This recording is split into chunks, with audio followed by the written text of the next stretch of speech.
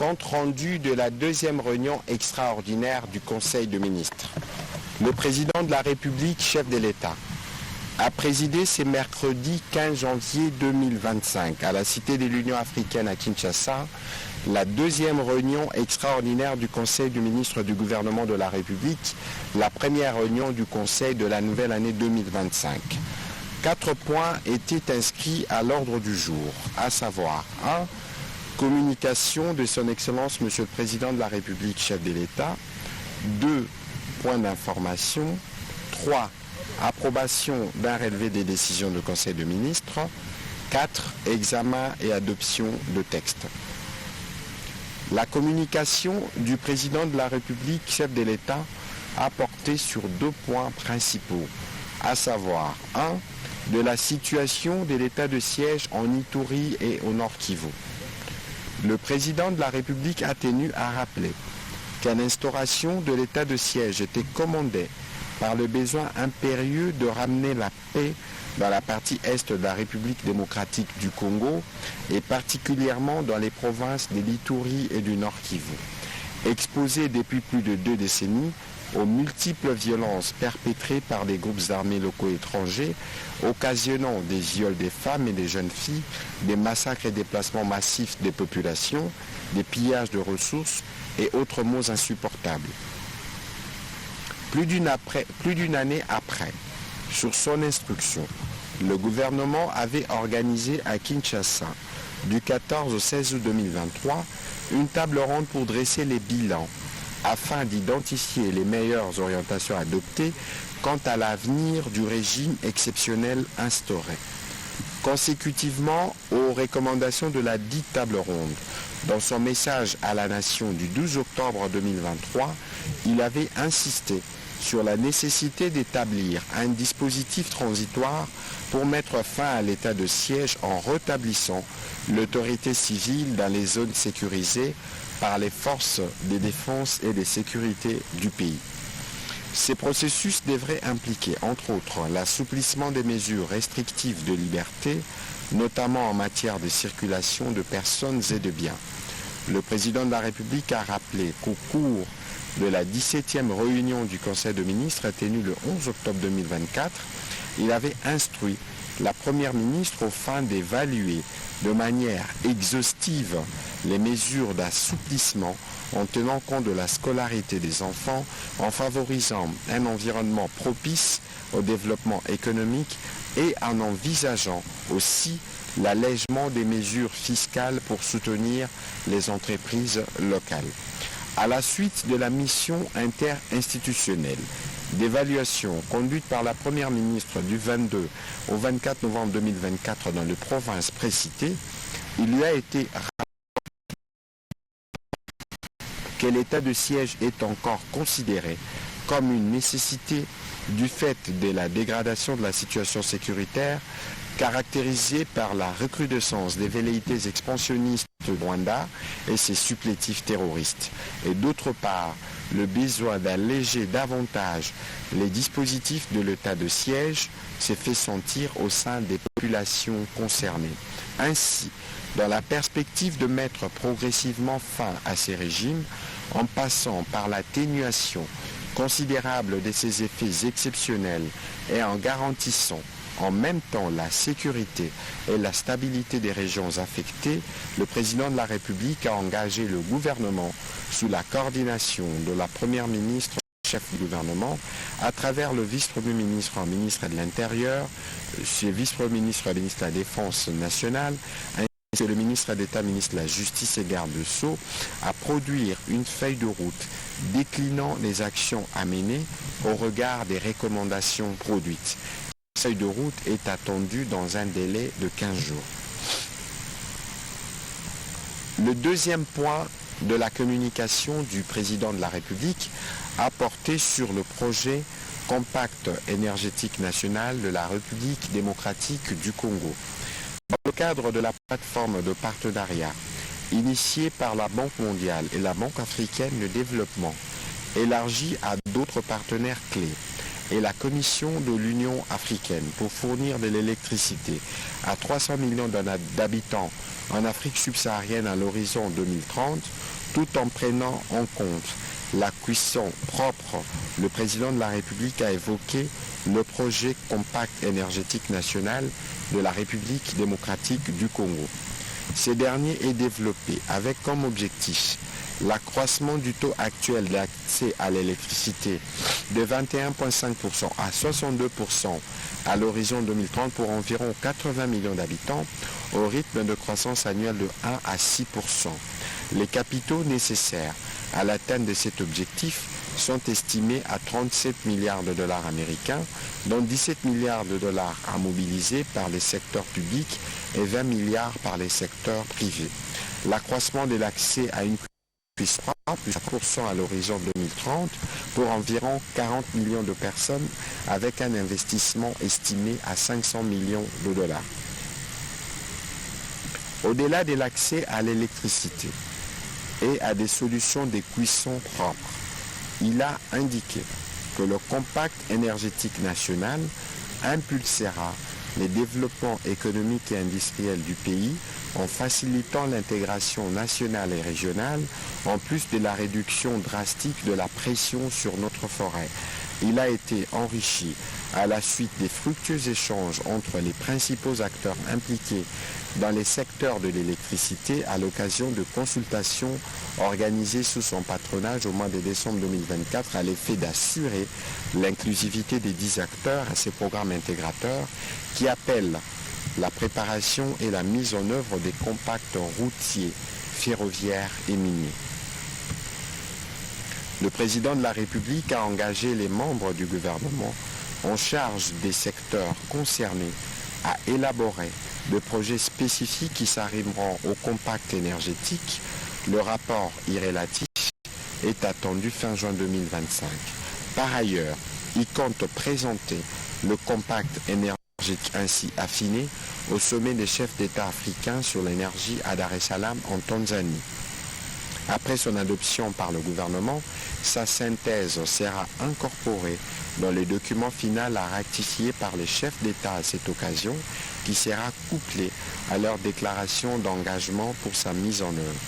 Le président de la République a invité le ministre des Ressources hydrauliques et électricité, sous la coordination de la Première ministre, en collaboration avec le ministre des Finances ainsi que le ministre sectoriel concerné, à s'approprier ces compacts afin que soit produit urgemment le plan d'action réaliste et pragmatique pour notre pays dans les 45 jours qui suivront la signature par des chefs d'État à Dar es Salaam. Dans la suite de la communication du président de la République, chef de l'État, la première ministre chef du gouvernement est revenue sur quelques points. D'abord, elle a déclaré 2025 comme une année de raffermissement des valeurs morales et d'optimisation de l'action gouvernementale.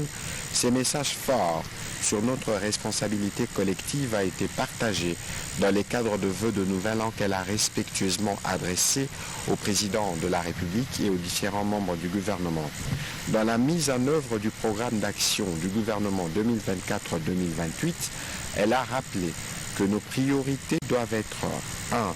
La promotion de la culture du résultat et de la performance. 2.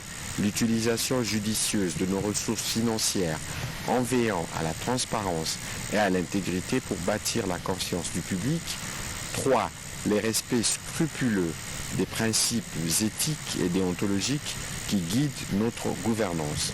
Elle a rappelé que notre ambition est de redonner à notre pays par sa grandeur en prenant l'excellence et en mettant notre expertise au service de la nation. Réitérons notre engagement sur cette voie pour un gouvernement éthique, performant et véritablement au service de la nation et de notre peuple. Elle a aussi rappelé la nécessité pour tous les membres du gouvernement d'être redevables. Ensuite, la Première ministre a évoqué la nécessité d'évaluer les engagements pris lors de différentes commissions paritaires organisées dans la perspective de la préservation de la paix sociale, telle que l'a toujours souhaité le président de la République. Pour rappel, les commissions paritaires ont produit À la suite d'un processus républicain d'échanges et de discussions, des protocoles d'accord avec des engagements qui font actuellement l'objet d'un traitement spécifique au niveau des ministères concernés, notamment les ministères en charge de la fonction publique, du budget, de l'éducation nationale, des finances, de l'enseignement supérieur et universitaire, de la recherche scientifique, de la santé publique, de l'emploi et du travail.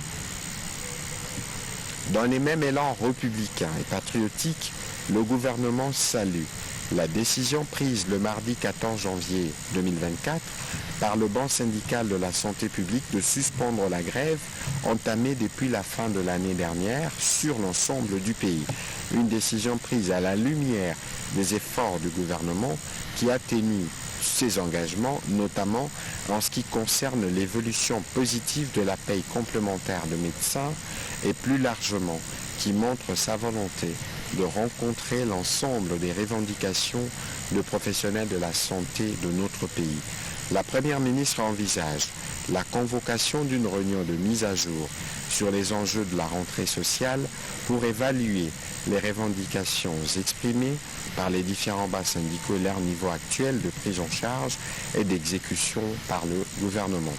Enfin, elle a terminé son intervention par informer le membre du gouvernement du renforcement de la gouvernance par les respects stricts des procédures de la chaîne de la dépense à la suite de la publication le 8 janvier 2025 au journal officiel de l'arrêté interministériel numéro 110/min État/min budget 2024 et CAB/min finance 2024-123 du 20 décembre 2024 portant manuel révisé à titre transitoire des procédures et du circuit de la dépense en République démocratique du Congo qui désormais encadre tous les processus d'exécution des dépenses publiques par les gestionnaires des crédits. L'application de cet arrêté interministériel, a-t-elle rappelé, vise la parfaite maîtrise de la programmation et l'exécution des dépenses publiques en rapport avec les instruments budgétaires qui constituent le plan d'engagement budgétaire et le plan de trésorerie, cela étant l'un des fondamentaux de la stabilité du cadre macroéconomique. La Première ministre a invité le ministre d'État, ministre du Budget et les ministres des Finances à lui soumettre avant le Conseil des ministres les termes de référence d'un séminaire gouvernemental qui sera organisé dans un bref délai pour une compréhension commune du dit arrêté interministériel et pour une meilleure vulgarisation auprès de l'ensemble des gestionnaires de crédit. Au deuxième chapitre du Conseil des ministres de ce jour, relatif au point d'information, point 1, État et administration du territoire. Le vice-premier ministre et ministre de l'Intérieur, décentralisation affaires coutumières, a présenté au Conseil le rapport sur l'État et l'administration du territoire national. L'état d'esprit de la population demeure globalement calme, a été marqué cette année par la satisfaction de la majorité de l'opinion sur le comportement affiché par les forces armées qui multiplient les exploits sur les différentes lignes de front contre l'ennemi. La désapprobation totale et générale de propos du président rwandais lors de son point de presse tenu récemment à Kigali concernant la situation sécuritaire dans la partie est du pays où ses troupes sont engagées dans une agression contre la RDC. La désapprobation de la population suite aux déclarations de certains acteurs politiques qui enflamment l'opinion nationale avec des propos de nature à briser la cohésion nationale nécessaire en ce moment où le pays fait face à une agression extérieure. Sur un autre chapitre, le vice-premier ministre et ministre de l'Intérieur a fait le point du dossier des sujets chinois arrêtés en possession illégale des lingots d'or et d'une somme importante d'argent à monnaie étrangère dans la province du Sud Kivu. Au terme de l'instruction judiciaire ouverte à ces sujets, les prévenus ont été principalement condamnés à 7 ans de servitude pénale, au paiement de 600 000 $ américains d'amende et à une interdiction de séjourner en République démocratique du Congo. Tout ceci pour des infractions de séjour irrégulier, d'achat illicite et des détentions illégales de substances minérales. Le vice-premier ministre, ministre de l'Intérieur, a dans les chapitres de la criminalité, du banditisme urbain, informé le Conseil de la poursuite de l'opération Nobo qui se déroule bien à la grande satisfaction de nos populations. Avec le concours du ministère de la Justice et Garde-Sceaux, une série d'audiences foraines a été organisée et qui a permis l'arrestation et la condamnation de plusieurs Koulouna passés devant leur juge naturel. Le vice-premier ministre de la Défense a complété le vice-premier ministre, ministre de l'Intérieur, en revenant spécifiquement sur la situation opérationnelle sur toutes les lignes de front dans la partie est de la République démocratique du Congo, où il est encore revenu sur la vaillance et la bravoure de nos forces armées de la République démocratique du Congo qui opposent des répliques énergiques et qui se sont soldées par la récupération de plusieurs localités d'importance stratégique et des pertes en vies humaines dans les rangs des militaires de l'armée rwandaise. Et leur contre-offensive se poursuit sans désemparer. Dans les Nord Kivu, il a aussi informé que plusieurs terroristes du M23 RDF ont été neutralisés par les forces armées de la République démocratique du Congo dans la localité de Ndeluma en territoire de Lubero. Entre les 7 et les 12 janvier, nos vaillants militaires ont réussi à reconquérir après d'âpres combats des localités, notamment la cité frontalière Ishacha Irambi, Kirumba, Kaina et la cité de Lourdes. En territoire de Massissi et Walikale, les forces armées de la République démocratique du Congo continuent leur action avec détermination pour empêcher l'ennemi, malgré ses renforts en armes et en matériel venus du Rwanda, d'atteindre son objectif d'expansion. En territoire de Nyiragongo, les FARDC soutenus par les VDP font face à la coalition ennemie aux alentours du parc national de Virunga. Au sud Kivu, nos vaillants militaires ont reconquis le 12 janvier dernier plusieurs localités occupées par les agresseurs, notamment Lumbishi, Rosintaka, Kamata et Kabini. Les actions décisives se poursuivent contre les autres groupes armés Greta Bara, Turaneo, supplétifs des agresseurs dans la région. En Ituri, les dispositifs opérationnels restent en alerte et la traque contre le milicien Codeco et ADF-MTM se poursuit. Dans la partie ouest, les actions militaires se poursuivent dans le cadre de l'opération Gemba pour mettre fin à l'activisme des Mobondo dans les triangles Congo central, Kinshasa, Grand Bandundu. Au demeurant, les forces armées de la République démocratique du Congo restent déterminées sur toutes les lignes de front à restaurer la sécurité, à récupérer les zones perdues et à rétablir l'intégrité territoriale de la République démocratique du Congo. Toujours sur ces chapitres de points d'information, le ministre de la Santé, Hygiène et Prévoyance sociale a présenté les bilans annuels de la situation épidémiologique du pays. En ce qui concerne le Mpox, la notification annuelle est passée d'environ 19 956 cas suspects à 64 173 cas suspects entre 2023 et 2024. Et la létalité de 4,5% en 2022 à 2,1% en 2024. Le taux de confirmation biologique s'est amélioré de 9% en 2024.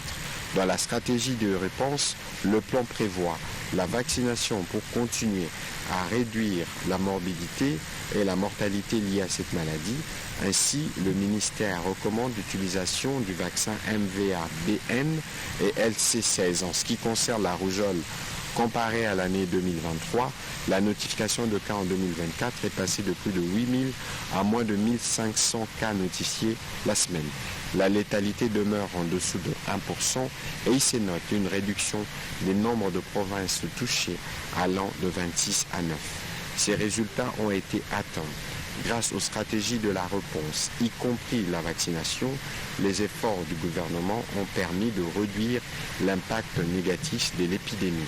Pour ce qui est de la grippe qui sévit dans la zone de santé de Panzi en province du Kwango, jusqu'à la deuxième semaine épidémiologique de 2025, il a été enregistré un cumul de 2774 cas, dont 77 décès, soit une létalité de 2,8% et des cumuls de 54 décès communautaires. Actuellement, 30 sur 33 aires de santé que compte la zone ont été affectées. Le ministre de la Santé publique, Hygiène et Prévention sociale a également présenté un tableau de la situation sanitaire en rapport avec la poliomyélite et également fait état de la prévention de la lutte contre les violences faites aux enfants. Poursuite des travaux de construction des centres de formation professionnelle. Le ministre de la Formation professionnelle a fait l'état des lieux des travaux des constructions des centres de formation professionnelle financés par le gouvernement. Il a évoqué la situation dans 5 territoires du Kasaï central et dans 5 autres du Kasaï oriental. Dans les Kwilu, par contre, les travaux de construction du centre de formation des Kikwit se poursuivent, aussi bien les travaux de construction du centre de formation professionnelle dans la commune de Dilala au Lualaba se poursuivent tout autant. Au regard de la nécessité de finaliser tous ces travaux, le ministre de la Formation professionnelle a sollicité la mise en place d'un cadre de programmation des besoins identifiés des infrastructures de formation professionnelle entre son ministère, ceux du budget des finances, sous la coordination de la Première ministre.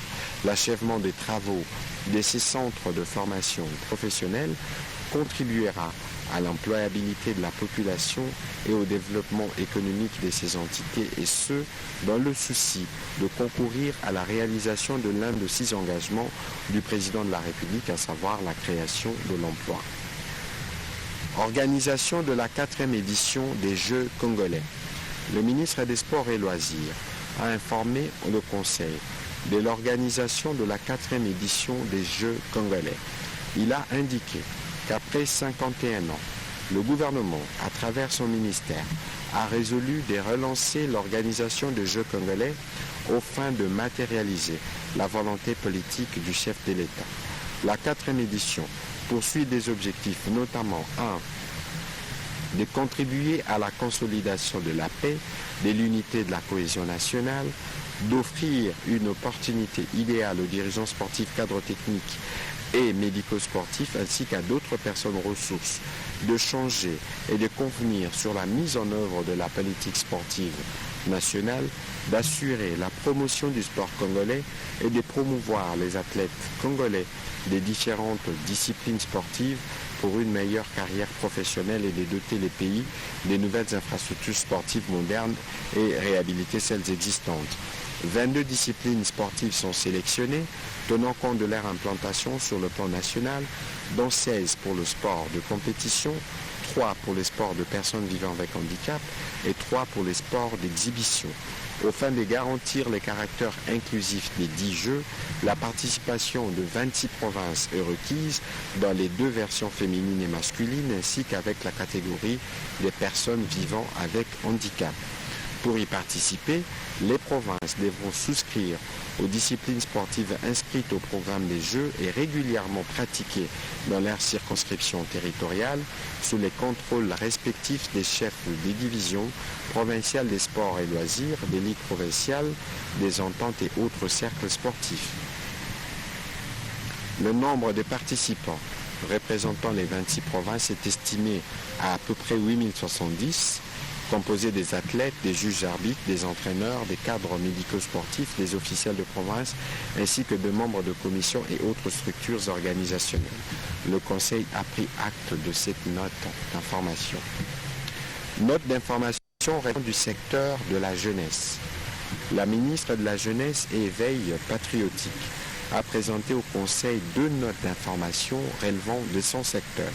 Le premier concernait les rapports circonstanciés sur la candidature de la République démocratique du Congo au poste d'envoyé spécial de la jeunesse à l'Union africaine. À ce sujet, la ministre de la Jeunesse a fait le point des actes posés, des actions menées jusque-là pour la candidature congolaise portée par M. Oyombo Shembo Mervi Jean-Paul au poste d'envoyé spécial de la jeunesse africaine. Rappelons que ce poste sera pourvu par le prochain président de la Commission de l'Union africaine, dont les élections sont prévues en février 2025 à Addis Abeba. Elle a décliné la stratégie mise en place à l'échelle nationale et internationale afin de garantir la nomination du précité à ces postes clés. Ainsi, il pourra de la République démocratique du Congo porter la voix des jeunes Africains. Le deuxième point a concerné l'Assemblée générale extraordinaire élective des membres du Conseil national de la jeunesse. C'est conformément aux prescrits de textes légaux et réglementaires en la matière. La ministre de la Jeunesse et Éveil patriotique a motivé la nécessité de convoquer dans le prochain jour ces assises afin de permettre aux jeunes de procéder de manière souveraine au renouvellement des membres du bureau actuel du Conseil national de la jeunesse qui sont hors mandat depuis le mois d'août 2024. Ainsi, le choix des nouveaux dirigeants apportera un souffle nouveau et un dynamisme souhaité pouvant contribuer à la cohésion et à l'éveil patriotique en ce moment où les jeunes ont un rôle important à jouer pour la préservation et le maintien de la paix et le développement de notre cher et beau pays. La ministre de la Jeunesse et Éveil patriotique a sollicité du gouvernement les moyens nécessaires pour les demandes de roulement de cette Assemblée générale élective dont les électeurs sont principalement les présidents de conseils provinciaux des jeunes. Elle a précisé que ces élections commenceront d'abord au niveau de province avant de se terminer au niveau national. Le Conseil a pris acte de ces notes d'information. Au troisième chapitre du Conseil des ministres de ce jour, les membres du Conseil ont approuvé un relevé des décisions prises lors de la 28e réunion ordinaire du Conseil des ministres tenue le 27 décembre 2024 à Mbuji-Mayi. Au dernier chapitre du Conseil des ministres de ce jour, relatif à l'examen et à l'adoption des textes, 8 textes ont été soumis à l'approbation des membres du Conseil, notamment 2 projets de décrets relevant du secteur de transport. Le vice-premier ministre, ministre des Transports, voie des communications et des enclavements, a soumis au Conseil 2 projets de décrets pour leur examen et approbation. Le premier modifie et complète les décrets numéro 24, numéro 05 du 21 août 2024 fixant les tarifs des services de manutention de conteneurs et la redevance variable de concession applicable dans les corridors ouest de la République démocratique du Congo. Le deuxième projet de décret modifiant et complétant les décrets numéro 24/06 du 21 août 2024 portant institution du Fonds social de l'ONATRA SA. Ces 2 textes écartent expressement de champ d'application les activités de la société DP World et RDC et celles des entreprises chargées de l'exécution de la convention de collaboration entre la République démocratique du Congo relative à la délégation de services publics pour les ports en eau profonde de Banana, tel qu'amendé et consolidé le 1er décembre 2021. Ce qui permettra à DP World de rester dans la logique du modèle économique conclu dans le contrat précité. Après débat et délibération, le Conseil a adopté ces 2 projets de décret. Le ministre d'État, ministre de la Justice et garde-sceaux, a soumis au Conseil le projet de loi autorisant la prorogation de l'état de siège dans les provinces de l'Ituri et du Nord Kivu pour une période de 15 jours, prenant cours le 22 janvier 2025. Après débat et délibération, le Conseil a adopté ces projets d'ordonnance-loi. Projet de décret relevant du secteur de l'environnement. La ministre d'État, ministre de l'Environnement et Développement durable, a soumis au Conseil les projets de décret portant création de l'aire protégée à vocation des réserves communautaires, dites couloir vert Kivu-Kinshasa, dans sa phase juridique.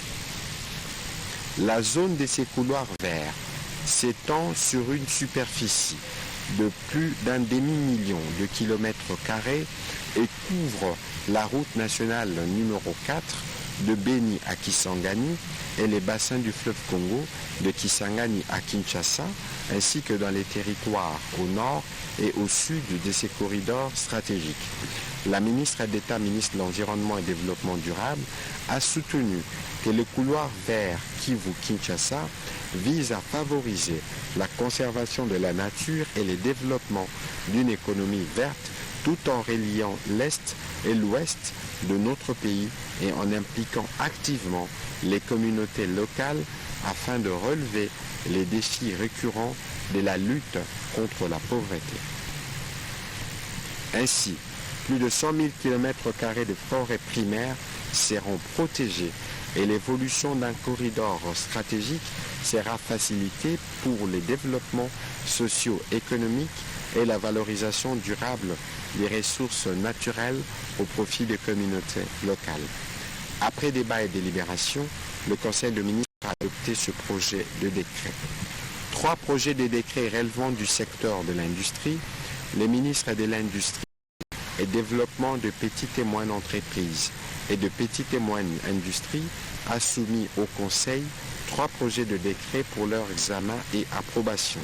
Il s'agit du projet de décret fixant les règles d'organisation et de fonctionnement du comité de pilotage des zones économiques spéciales en République démocratique du Congo, projet de décret modifiant et complétant les décrets numéro 15/007 du 14 avril 2015 portant création, organisation et fonctionnement de l'Agence des zones économiques spéciales, tel que modifié et complété par les décrets numéro 18/056 du 28 décembre 2018. 3. Projet des décrets fixant les modalités et procédures de participation des aménageurs et des entreprises dans les zones économiques spéciales en République démocratique du Congo. Pour le gouvernement, il est question d'adapter ces dispositifs réglementaires, l'environnement socio-économique et juridique du pays, le moderniser en tenant compte des bonnes pratiques internationales en matière de zones économiques spéciales et les rendre plus compétitifs par rapport au régime déjà appliqué par certains pays de la région. Après débat et délibération, le Conseil a adopté ces 3 projets de décret. 5. Projet d'ordonnance loi. Le ministre de la Formation professionnelle a soumis au Conseil le projet d'ordonnance loi autorisant la ratification par la République démocratique du Congo de la Convention sur l'enseignement technique et professionnel signée à Paris le 10 novembre 1989. Ces textes, déjà adoptés par le gouvernement au cours de sa 21e réunion du Conseil des ministres du 8 novembre 2024, figurent parmi les textes inscrits dans la loi d'habilitation du gouvernement promulguée par le président de la République.